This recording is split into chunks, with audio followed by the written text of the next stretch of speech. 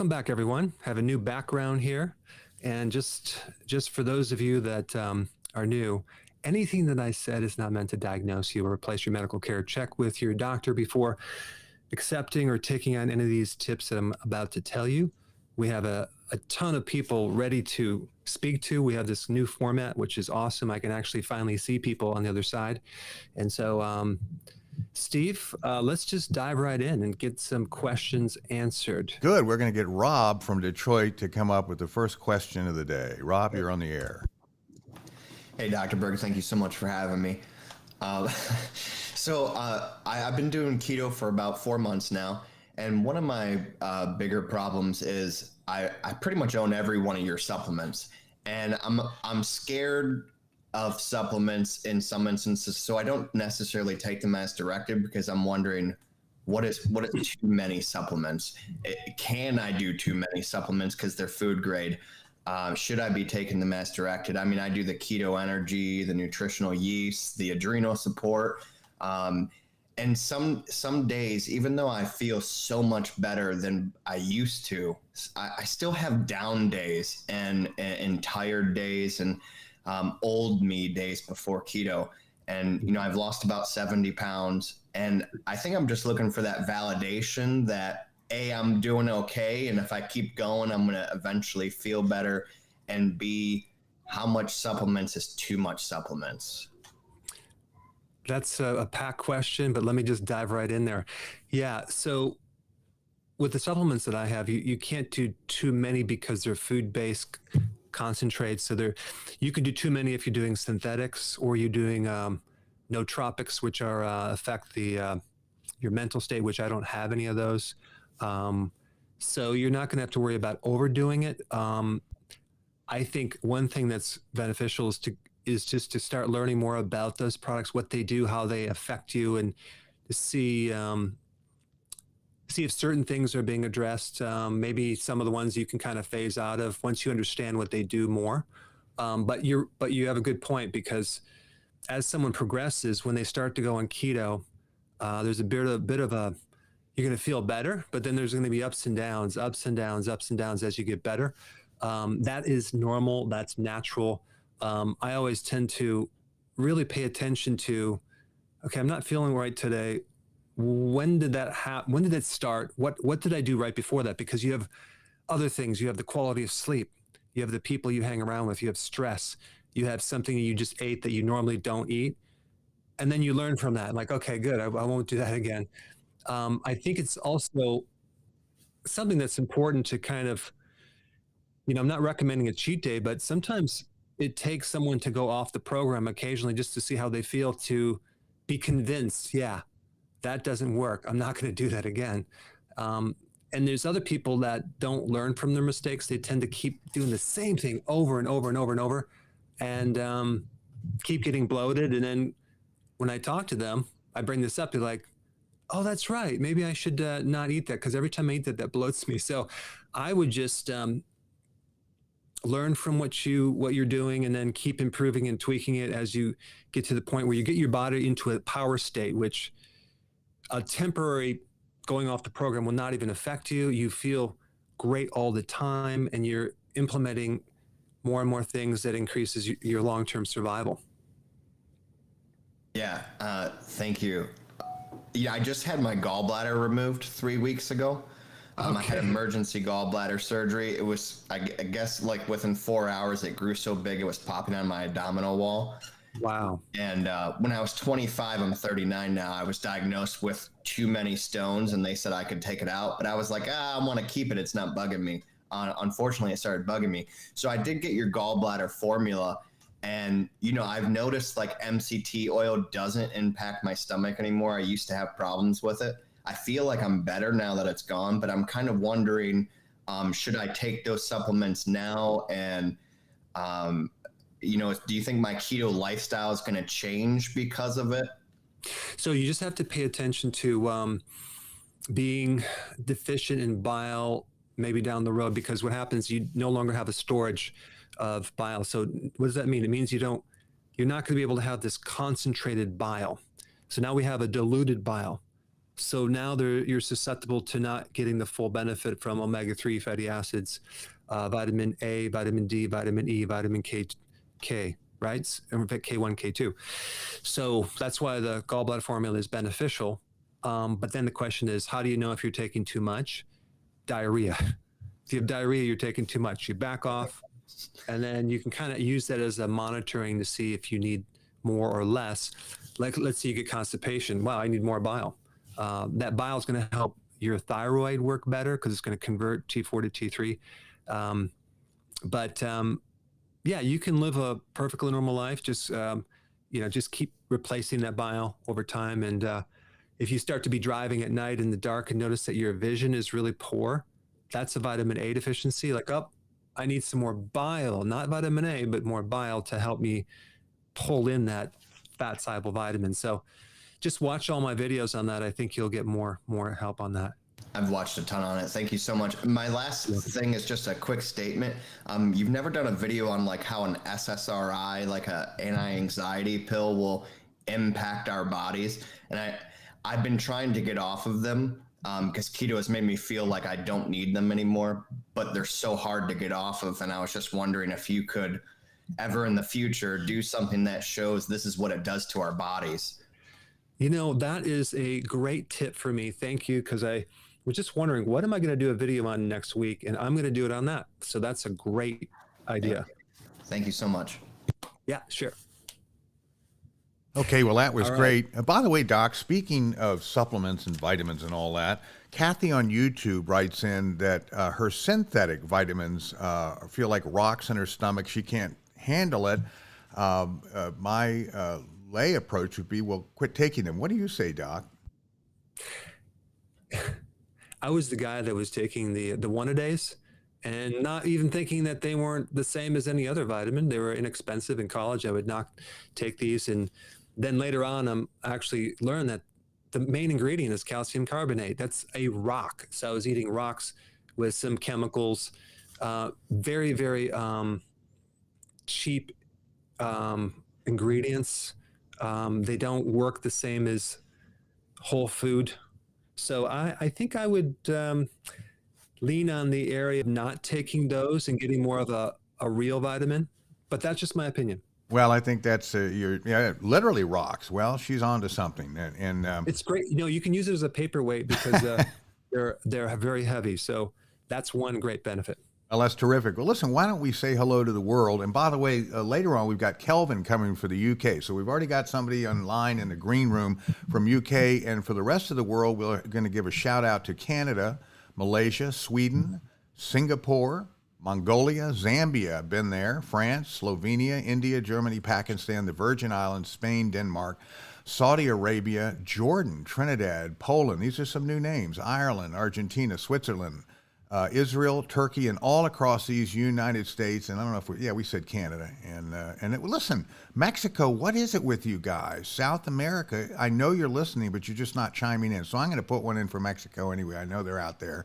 And let's see. Let's go back to a question this time from Facebook. Elvira wants to know, can baking soda break a fast? Now, baking soda, if it just has baking soda in there, it's not going to break a fast. But sometimes they add in there other ingredients that will break a fast, some carbs and things. So just read the ingredients to make sure it doesn't have other ingredients. But when you put the baking soda in your wheat bread that you make, the wheat is going to break your fast. But not if it's keto friendly. All right, wonderful. Great words. Why don't we go to our first quiz question, Doc? Here you go. Okay, what is the most popular drug used on college campuses? So I assume you mean like an illicit drug, not some prescription thing. Is that or whatever, huh? Yeah, it's a prescription drug.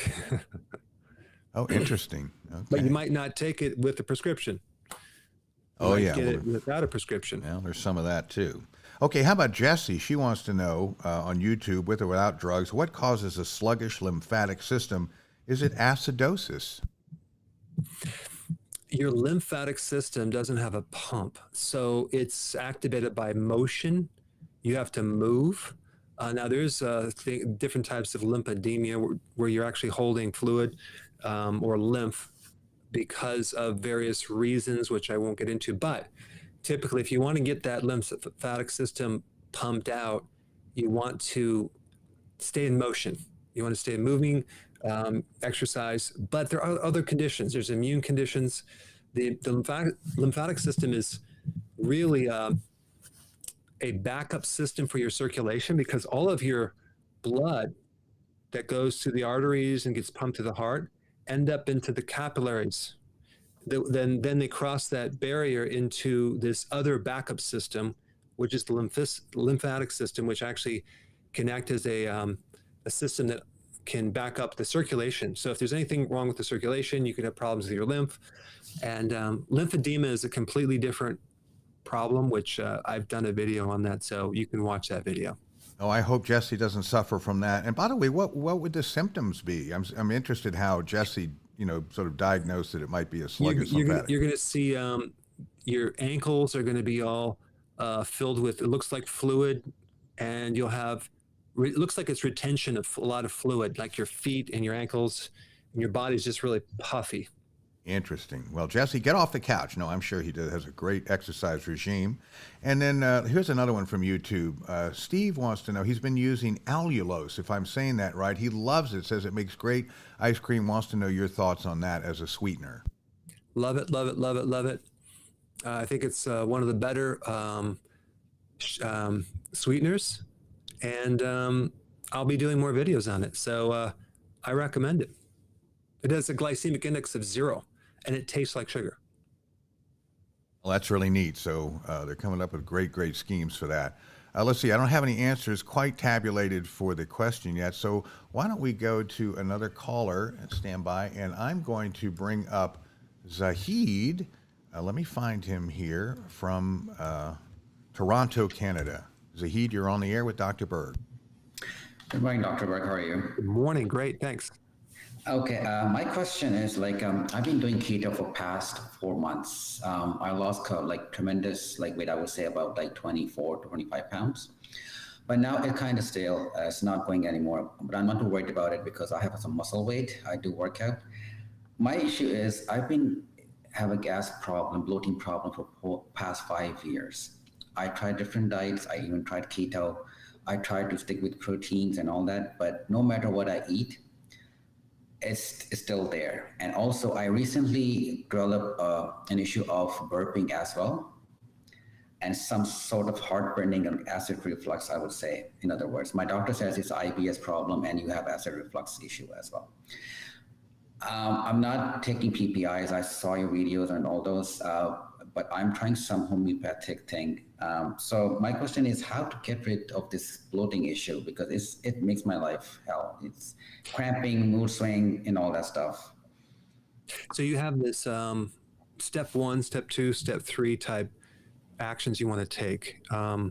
As the food goes through this digestive system, this pipe, it's quite long. You have the stomach, and then you have the small intestine, large intestine, but you have the pancreas that releases enzymes, you have the gallbladder that releases bile.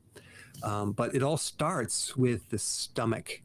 And the first thing I would do is try to acidify your stomach, because that's going to increase the ability to complete that first part of the chain of events, which is usually a problem for most people. So if you start taking betaine hydrochloride, but because it's not like extremely acid, it's not like battery acid or anything like that. It's just it's probably 6.5 as far as the pH, could be 6.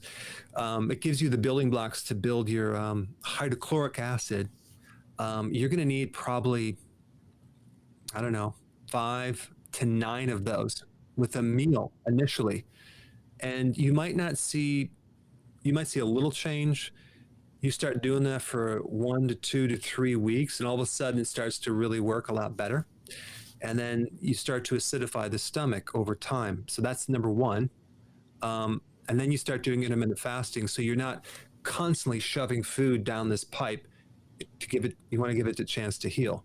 And then the second thing you want to add after that would be the purified bile salts. So you can do the gallbladder formula if you want, but now you start adding the the bile, which now we get less burping, we get less bloating because now we add those two. And then the other thing is the probiotics, just to make sure you have enough of those. Now, in the meantime, probably cut down on, like I said in the video, too many raw vegetables. That could be bloating you. Yep. And then try not to do too much protein, because if you can actually, especially at the stomach, you can't digest that much protein if you don't have the acid, and that can cause gas as a side effect. But all this means is that you either have a problem with proteins, carbohydrates with fermentation, or fats with the lack of bile. So you're going to have to just try one at a time and see what fixes it. And I have a lot of videos on how to break it down, to make it easy. Just to mention, I've been doing intermittent fasting as well, along with keto. And also I'm cut down the vegetables. I do have some family history of cancer, and I have gallbladder with polyps in it. My doctor is monitoring it, but bile salt, I took some bile salts, but it made me throw up. That's because you didn't take it in the right order. If you see, bile salts are alkaline, right? Let's say, for example, which a lot of people don't have the acid in their stomach, and they don't fix the stomach first, and they jump right to the gallbladder, then all of a sudden it doesn't work because they're alkalizing the stomach more when they take the bile salts. So I would work on the stomach first for a period of time, and then add that gallbladder later. But in my gallbladder formula, I do have acidifiers for the stomach, but still, you just need to, I think, focus on the stomach right now. You're not ready for the bile. Mm-hmm. Okay. All right. That's all I have. I'll email you a couple of my tests. Just attention, Dr. Berg, and we'll go from there. Thank you very much. Okay. Thanks much. All right, Steve, what do we have as an answer for the first question? What's the most popular drug college students use nowadays?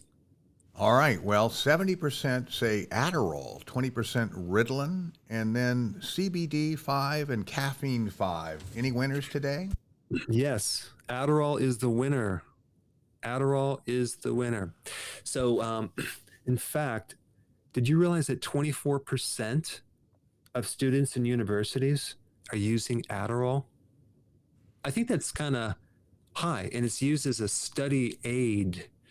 I mean, I understand the situation because in college, you're forced to learn so much data to get these grades. But Adderall doesn't necessarily fix the comprehension of the information that you're learning. It doesn't help you understand the data. I know when I had to go through pre-med. I didn't go to medical school. I went to chiropractic college, but I had to go through pre-med. And honestly, there's not enough time to really understand the data. You have to just get through it somehow, memorize it, which has really nothing to do with understanding the data, and then pass the test and move on, because in order to digest and assimilate and be able to apply the information and test it out to see if it's true, that would take way too much time. So unfortunately, the whole system is set up to force feed so much data so you can regurgitate it, get the test, get the diploma, graduate so you can move on. But how are you going to do that? If you have brain fog, you can't focus. So people are using these study aids, which I think is the wrong action. I use caffeine, pots of caffeine. It caught up with me to try to stay awake, to try to get all this data to pass the test. And so there are things to do. I will release the video on that next week. There's a natural alternative to Adderall that I think is good because it has less side effects, because Adderall is very addictive. It has side effects of psychosis, GI problems, all sorts of issues, and even anxiety. So that is the problem with Adderall, with the side effects. So stay tuned for that video next week. Sounds like someone's eating some potato chips or cleaning their desk back there. Let's see. I think we've got it all zapped out, but why don't we, maybe that's Christy. Should we go to Christy? Stand by just a moment and let me bring her up. And she's coming in from a place you probably know, Olympia, Washington. Yeah, I actually practiced in Linwood, Washington a long time ago. Beautiful. We're having a little trouble with Christy's feed. Can you try to talk again, Christy?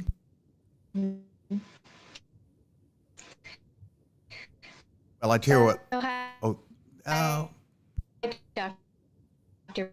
Berg. Thank I tell you what, we're going to put Christy on hold for just a moment. you so Yeah, see if we can fix that communication. I know the problem. Go ahead. Hey, Christy, why don't we try something? Take off your video and just do audio. See if that works better. Go ahead, Christy. See if we can hear you. Our thing has been just perfect shot this whole time and just completely froze up. So we're going to have to wait. In fact, Christy, I'm going to ask for you to call back in if you can, or we'll give you a few minutes. Why don't we go to instead Kim? Hang on, Kim. I'll bring you up in Arizona. Let's see. She is. No, I tell you what. We'll go to Robert. Stand by, Robert. Okay. Hi, Rob. Hi. Thank you for taking my call. Sorry you're having some technical problems on the show. It all worked great in rehearsal. I know. I'm a 70-year-old male who's had cholesterol problems and have been on statin medication for years. And a year ago, I started keto, and I feel fantastic. I've lost pounds. I've lost a lot of pounds, and I'm doing it for my health. I want to just maintain this type of diet for longevity and reducing inflammation and all the other things that go along with it that I've learned a lot from you. And thank you so much for your shows. My cholesterol levels were in check according to the standard American guidelines. And 3 months ago, I came off of all statin medication with my consultation with my doctor. We wanted to try it. He knows what I'm doing. And I said, I want to give it a shot, see what happens. I did an NMR just before I stopped my statins. And I did an NMR 3 months later. The numbers now are staggering high. The underlying issue that I have is that my thyroid was tested and it is showing up very, very low. I am hypothyroid and I'm on thyroid medication. But even with that medication, I think he's overdosing me. And I'm wondering, am I going to be okay if I adjust my thyroid medication? Okay. And I'll have Steve kind of mute, looks like Crystal Bell for a second because there's some background. Yeah, we got her muted. I can still. Ooh. Really? That's interesting. I've got her muted. Crystal, if you I like can that mute mute yourself. button. Okay, so so we got some staggering numbers. Is the numbers that are staggering, are they cholesterol, triglycerides, LDL? What specifically is going really high? Okay, the total cholesterol went from 168 to 386 total. Okay. I know that's not the number you want. The LDLP went from 782 to 3,289. Did you actually measure the type A and type B on that particle size? No. That's the missing link right there. But I'll come back to that. And what was your triglycerides? They went down from 142 to 91. Okay. Steve, do you have the ability to mute someone over there? Yeah, it's interesting. It says muted. I'm sorry, everyone, if they're hearing us, but everyone is muted. Christabel, if you can hear us, if you can just... You know what? I just muted her. Oh, interesting. Go figure. Yeah, that's great. Okay, I just muted her. Okay, so let's get back to the No, you didn't mute her. Really? That's interesting, We can Christabel. hear her. Yeah, that's interesting. Okay. Well, I tell you what, Christabel, I'm going to bring you back in a little later. We're getting a lot of noise in the background there. Stand by. Okay, so you gave me some really good data here, and I think this is an important question. Number one, the thyroid. I don't. Do you know if you have Hashimoto's or not? Not been diagnosed with Hashimoto's. Okay, so right there, to convert from T4 to T3, you need the help of the liver and you need the bile. The bile is really the key, I think, to this whole thing, because if you're having that much cholesterol, we're not having enough degrading or breakdown of the bile, because that's really what one of the important purposes of bile is, to get rid of the excess cholesterol that's coming from the burning of fat, from the adipose tissue, from the diet. So we're not able to get rid of enough of this cholesterol, because I think the bile ducts need to be flowing better. And I think I would start dumping some purified bile salts into your system right away and then get retested. And that's going to help your thyroid at the same time. The other thing is that the test that you really want to get, you want to check the LDL-P, that's the particle, but you want to check the size. There's a type A, type B. There's two kinds. There's a dense, and then there's a high density, and then there's also a buoyant, which is a larger molecule. I would bet anything, all that cholesterol, that particle size, are the large buoyant, non-pathogenic, non-problem type cholesterol, because that's what happened with my wife. She's getting all this cholesterol coming through, but it's not ending up in your arteries at all. It's just going through the system, because she actually needed more bile, and then she did very well. So with you, I think I would simply get that test done. You want an advanced lipid profile test to measure type A and type B, and I would just be so curious to see what the results of that would be. I bet the smaller dense particle would be within normal range. Okay.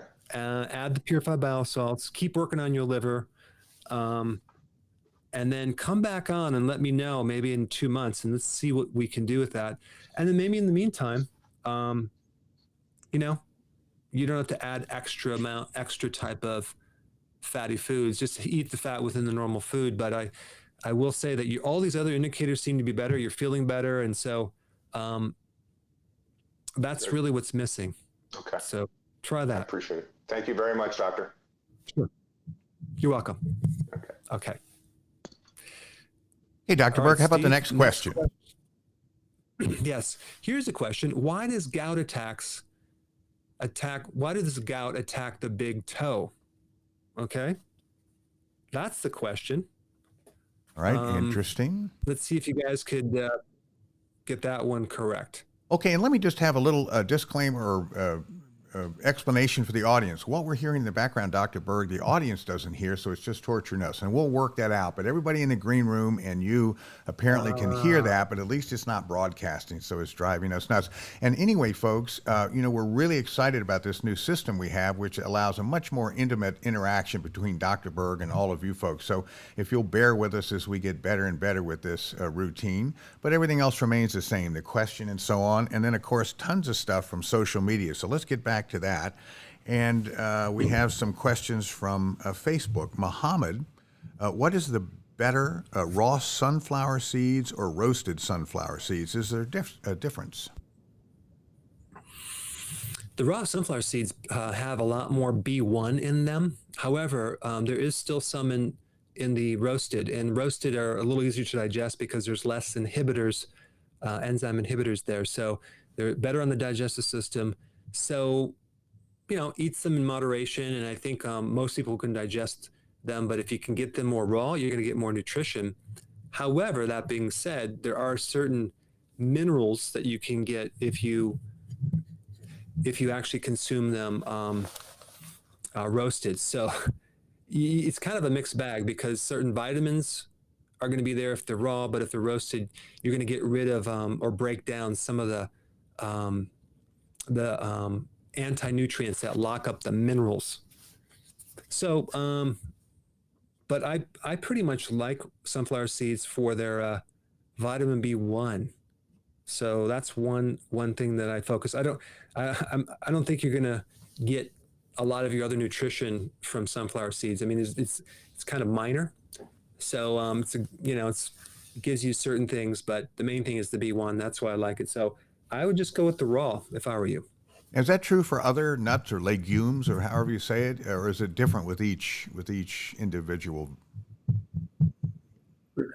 Well, with the nuts, you want them germinated, and that way you can actually get rid of those the phytates and the other inhibitors that will lock up nutrition. So, but roasted, you're going to get some nutrition too, like in peanut butter and things like that. Try to eat a raw peanut and see what it tastes like. It's terrible.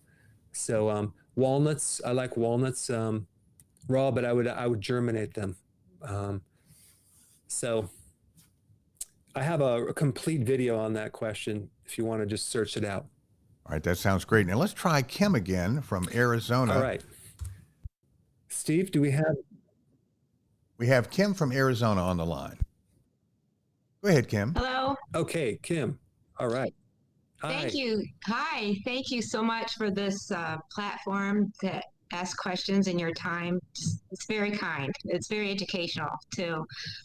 Been 8 weeks on keto, once a day, and getting, well, I have dry, wrinkly skin. So I was wondering if you could help with that. Also, I have a lot of sunspots, but that's because I'm outside, and it's like I'm like a banana getting soft. So, Okay. So clarify the second question about related to your skin. You said, I know about the dry skin, but there was one more thing you mentioned about that. I have wrinkles. I'm 57, and then I have like spots, age spots, but I think that's mostly from the sun. So, because I'm outside. Okay. Got it. So there are a couple things that you can protect yourself against the sun. And one of the things is actually vitamin K2. Vitamin K2 and having enough vitamin D, which you're going to get from the sun, but vitamin K2 would be very, very important, as well as the other thing, which is the omega-3 fatty acids. Not only is that very protective in the skin, but it's going to help your dry skin. The dry skin usually comes because you're not consuming enough omega-3 fatty acids in the diet. Now, you might say, well, I eat that on a regular basis, but the other reason is you might not be absorbing them because the gallbladder or the bile is not there enough to be able to assimilate that fat soluble nutrient. So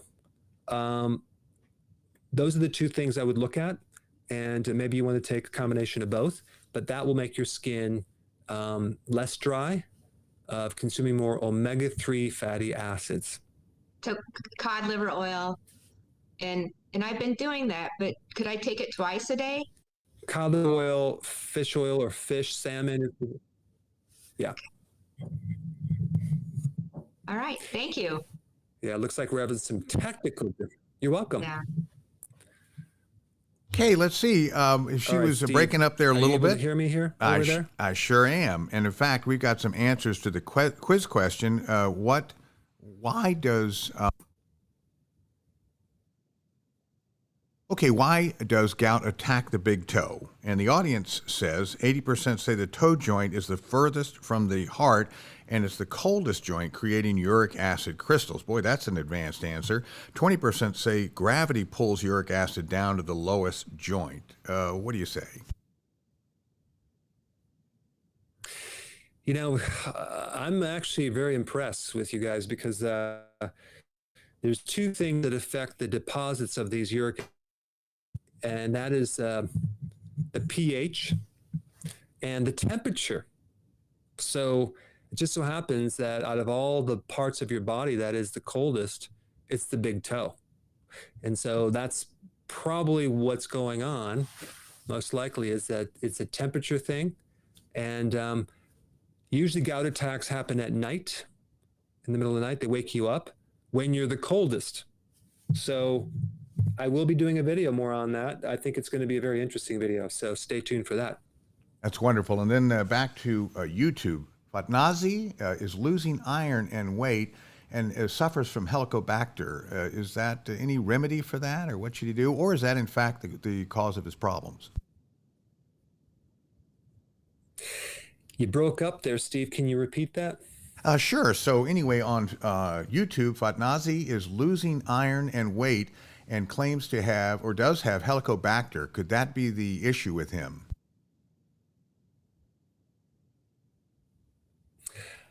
I I think that's a symptom because H. pylori, the microbe, usually comes because stomach acid is not sufficient. So it tends to kind of come out when you have low stomach acid. So, and the low stomach acid won't let you absorb iron. So I would add more betaine hydrochloride to acidify the stomach to absorb more iron so you're less anemic. All right, that sounds great. And then back over. Did that come through, Steve? It sure did. And then back over from YouTube. Okay. How much bile salts should I take? My gallbladder was removed 40 years ago. Goodness.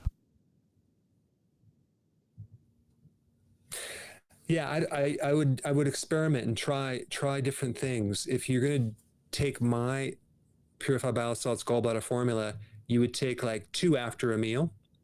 But if you use other ones, experiment just to try to take a little bit more and see how much you need until you feel less bloated and your digestion's a little bit better. Terrific. And then Lilia from Facebook, do you recommend omega-7 oils? I never heard of those. How was that, Steve? Did that come through? It sure did. It sure did. Can you hear me, Doc? I think the doctor. Yeah. Okay, terrific. And here we go from Lilia from Facebook. Do you recommend omega-7 oils, or are they better than omega-3s? I never heard of them. There's more than just omega-6, omega-3. But I think that I've never seen a significant, like, wow, that really helped you when someone had more of those fatty acids. So just to keep this really simple, the most important thing is to avoid omega-6. That's the soy, corn, canola, cottonseed oil, which honestly, I would just look at it like you don't really even need the 6. You need the 3. That's usually what's missing in the majority of the population, omega-3. And that can come from fish oils, cod liver oil, but it's also in egg yolks. It's in, you can have precursors like in walnuts, for example, that has something called ALA that then converts into the active form a little bit. So, but the main thing is from animal products, omega-3 fatty acids. It's a very important, yet people aren't doing it too much. And especially if you're pregnant, especially if you're a young child, to get those omega-3s are so important in brain development and making sure that child becomes smart. Because if you're deficient, you can actually have a lower IQ, believe it or not. All right, terrific answer in my mind. Why don't we go to the next quiz question, Dr. Berg? Yes. Okay, why does your body need sulfur in your diet? Okay, sulfur. And from your food, of course. Okay, work on that. Why would your body need that? That's the question. All right, very good. Audience, have at it. And then speaking to the audience, Diana from Facebook, if a person is on blood thinners, is there a problem taking vitamin K? Yes, that is a problem because blood thinners, especially Coumadin, it blocks vitamin K1. So obviously they don't want you to have that because they're trying to thin the blood. And so they need to avoid foods high in K1s, like all the dark leafy green vegetables. However, what you can do is consume vegetables that are not leafy green, like the yellows and the oranges, the squash, things like that. And certain peppers are yellow, and then that way you can consume things that are. I have a whole list in the video that I did on this, but just as a side note. It's really kind of sad when someone has to be on that Coumadin because they can't even, the doctor won't even let them take vitamin K2, which you really need to protect the heart. So I think there is other versions of like certain blood thinners that you can take K1. I'm not going to give any advice on that, but I would ask your doctor to see if you could take some of those and maybe even try an alternative source with the help of your doctor with more vitamin E, which thins the blood, more omega-3 fatty acid that thins the blood. So that way you're not taking the chemicals, you're taking things that naturally thin the blood because you're trying to prevent a clot. So just some things to think with, Steve. All right, very good. And by the way, we're going to bring up Kelvin from the UK, but one more question before we do that. On YouTube, we've got LOA who asks, hello, doctor, how do I get rid of mild headaches and earache post-COVID? So a lot of people suffering from various things after they've had COVID. Any tips or suggestions, please? Well, if there's an ear problem involved, there's a couple reasons why that is. Now, there could be like a fungus growing in the ear, which then can cause headaches for sure. So you take a drop of colloidal silver in the ear and or garlic oil. That would help if it is that. And the other thing that could affect the ear is a deficiency of B1, which, by the way, will help the smelling, your sense of smell as well, B1. But you need to take in a fat soluble vitamin because it's affected the neurons in the brain. So you want to take something called benfotiamine. That's a fat soluble B1 for that, which also, by the way, is really good for ringing in the ears. Now, as far as the headaches go, I have a lot of videos on that. I would check the gallbladder, and there's a little cool thing you could, if you press underneath the right rib cage while you have a headache and your headache gets better, then we know there's a problem with the phrenic nerve that comes on the right side, especially if the headache's on the right side, down to the gallbladder, and it's a little congested. So there's something that you're eating that's aggravating the gallbladder. So it's congested, and it's pinching the nerve that's going right up to your head on the right side. So I give a lot of advice on that too. But a lot of times those headaches are coming from the digestive system. That's interesting. I tell you, I had COVID over a year ago with millions of others, and I did not lose my sense of smell, but things tasted different and often horrible. Any sweeteners, even sugar or whatever, I could not stand. I tried, and I was drinking my iced tea without, straight up, without any kind of sweeteners because it tasted absolutely gross. So it's really bizarre the kind of different effects that COVID, unlike the sort of common flu or cold, have on the human body. So who knows what's going on in there? 80% of your taste is comes from the smell. And when the COVID gets into the sinuses and it destroys some of the neurons that go to the optic nerve in your brain, not the optic nerve, the olfactory bulb, which is all neurological, and all of a sudden then now your taste kind of goes away, and sometimes the smell goes away, sometimes it doesn't. So in that case, take a lot of zinc, and benfotiamine is the answer for that one, unless there's that fungus that can actually grow as well and affect people, which the case you want to do organic oregano oil. That's the thing that you need. Sounds terrific. Why don't we go to Kelvin in the UK? Kelvin, you're on with Dr. Berg. Hi, Kevin. Yes, hello. Can you hear me well, or? Yes, I can hear you perfectly. Great, that's amazing. Okay, I spoke to you in January, and I saw one of your videos. It's an older video, a young child who had migraines and so forth. It's called. It was one of your videos named something acupuncture, I believe. It's a very old video, one of your old videos. Basically, I was diagnosed with a benign tumor in 2015. I have every 6 months I have a MRI. Basically, what happened was, anytime I would consume food, it's as if I'm being poisoned. So I'm bedridden. I've been taken to the hospital at my height twice to a week. And the merge. Basically, what would happen was extreme vomiting, like over 70 times in one day, extreme diarrhea over 50 times in one day. It's as if knives are being pushed through my eyes and a truck sitting on my head. Absolute agony until I pass out with pain. I'm found on the floor, unconscious for 3 to 4 days at a time. I spoke to yourself and you encouraged me to look into Tudca. That's absolutely changed my life in regards to I'm able to consume at least one meal a day before the symptoms least 1 meal a day before symptoms get back on top of me again. Because prior to this, I was unable to consume anything. I was just surviving on basically just fruits. Anything other than fruits, I would go into this absolute convulsing, almost being poisoned. And the doctors have tried everything. I used to be into weightlifting. I was a very, strong, athletic individual. And they've tried everything. They've looked into everything. And they've absolutely found nothing. The closest thing to normality has been the Tudca, which you've mentioned. And I can go with 1 meal every odd day.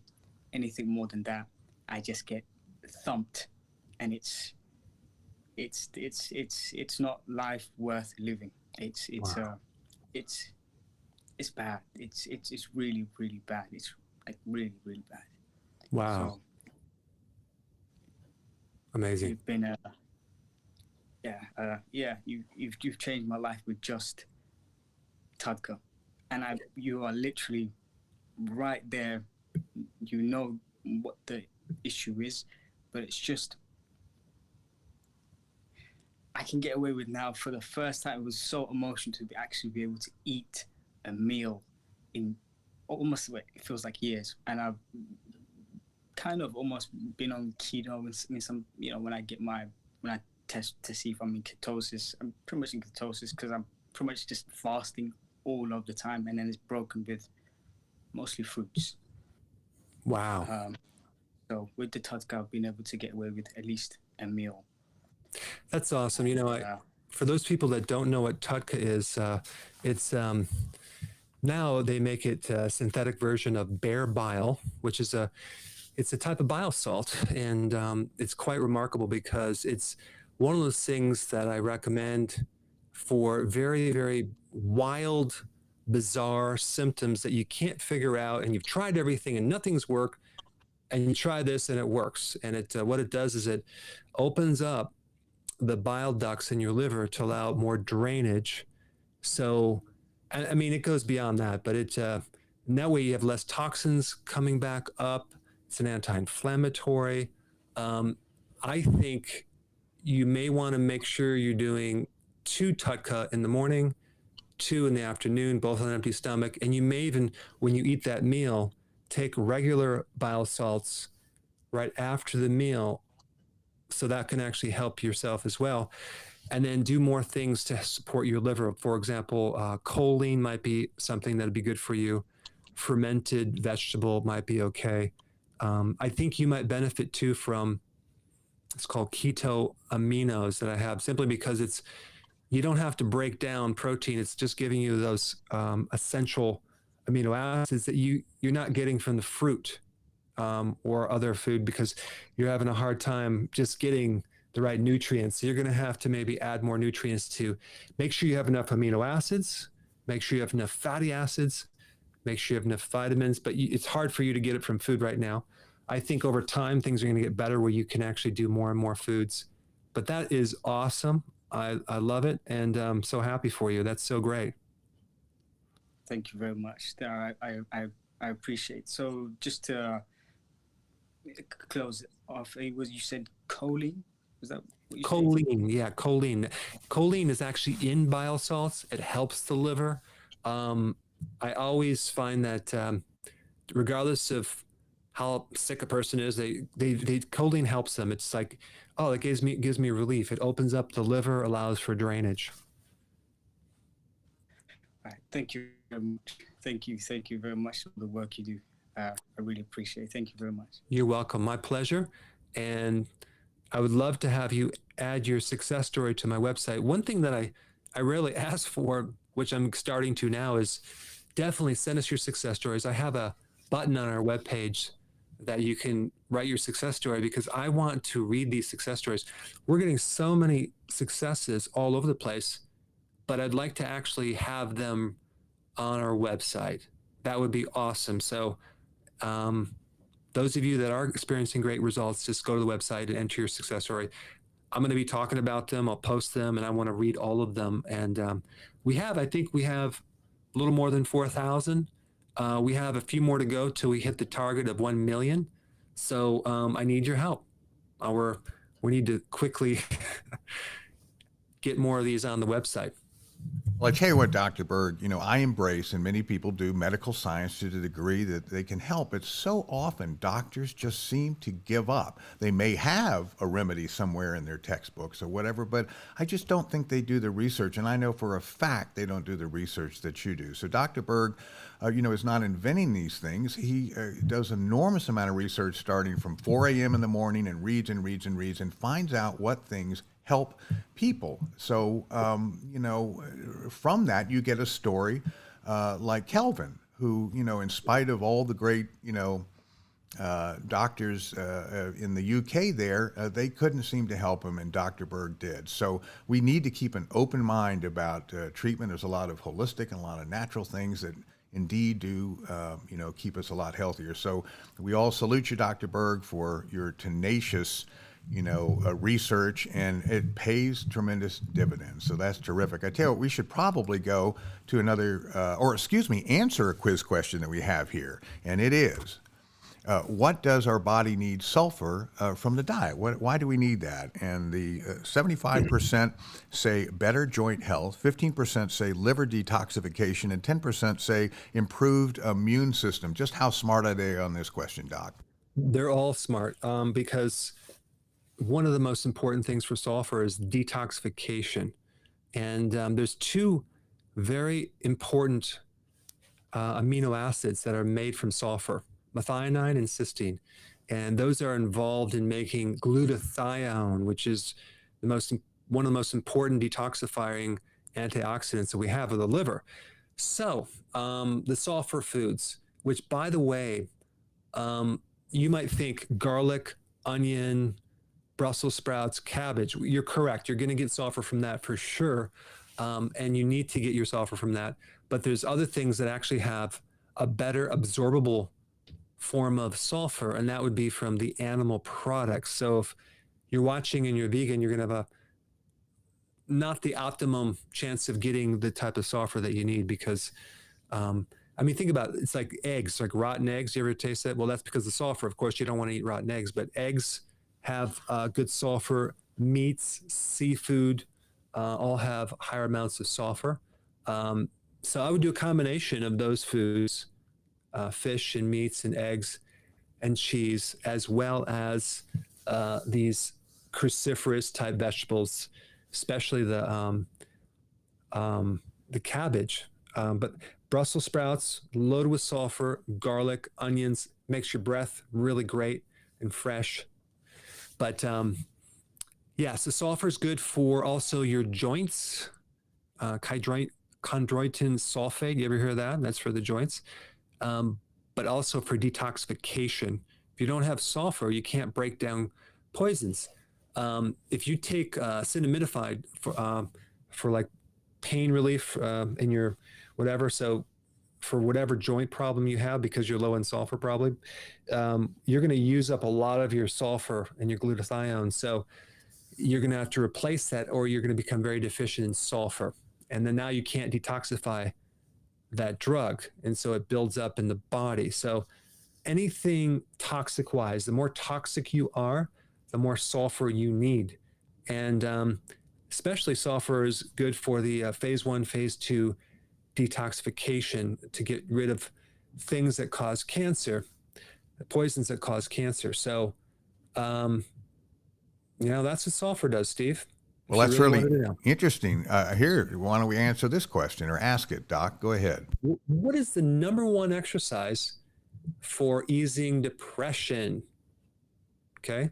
So if you're depressed, what is the absolute best exercise you can do right now for the most relief? That's the question.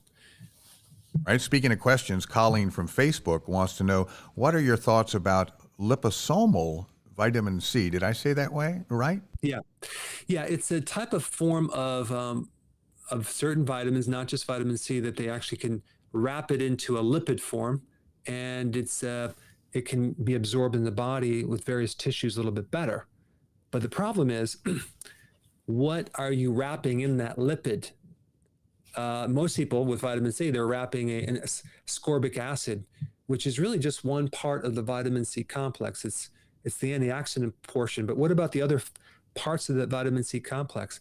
I recommend taking vitamin C from a food base where it has the whole complex, the bioflavonoids, the enzyme, the tyrosinase enzyme that has copper in it, the K factors, the J factors, which are like the anti-pneumonia factor of the vitamin C complex. So there's vitamin C in nature comes in a whole bunch of different parts. It doesn't come in one synthetic version, ascorbic acid.